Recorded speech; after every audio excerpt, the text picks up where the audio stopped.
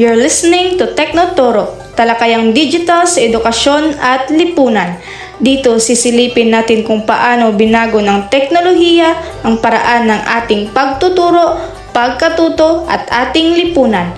Mula sa mga makabagong kagamitan at digital na plataforma hanggang sa mga hamon at oportunidad na dala ng modernong teknolohiya mula sa isyu ng accessibility at digital literacy. Samahan kami sa makabuluhang talakayan, kwento at ideya at kaalaman na makakatulong sa atin na mas maunawaan ang edukasyon at buhay sa modernong panahon.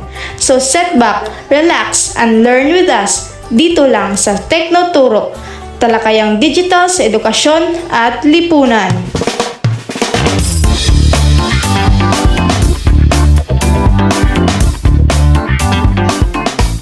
Magandang araw at maligayang pakikinig sa Teknoturo, talakayang digital sa edukasyon at lipunan.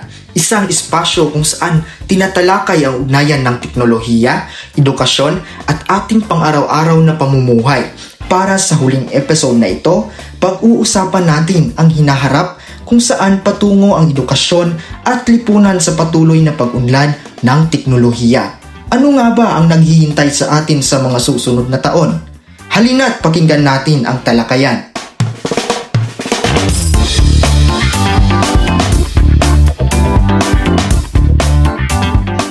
Magandang araw! Isa ako sa inyong makakasama sa talakayang ito.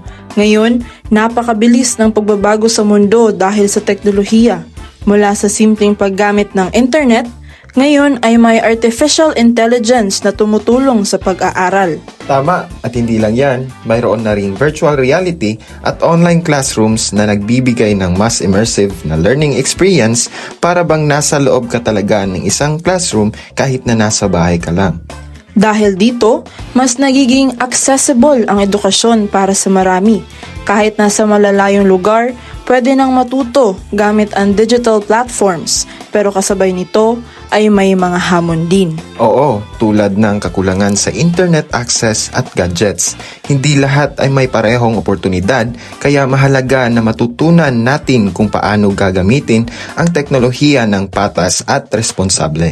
Sa hinaharap, hindi lang kaalaman ang mahalaga, kundi pati na rin ang skills tulad ng critical thinking, digital literacy, at adaptability. Kailangan handa ang mga estudyante sa mga trabahong maaaring hindi pa umiiral ngayon.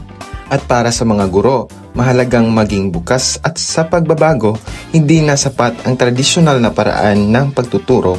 Kailangan ding yakapin ang mga bagong teknolohiya upang mas maging epektibo ang pagkatuto. Sa huli, ang teknolohiya ay isang kasangkapan lamang. Nasa atin pa rin kung paano natin ito gagamitin para sa ikabubuti ng edukasyon at ng ating lipunan. Kaya mahalagang maging responsable, mapanuri at handa sa mga pagbabagong darating. Maraming salamat sa pakikinig sa Teknoturo, talakayang digital sa edukasyon at lipunan.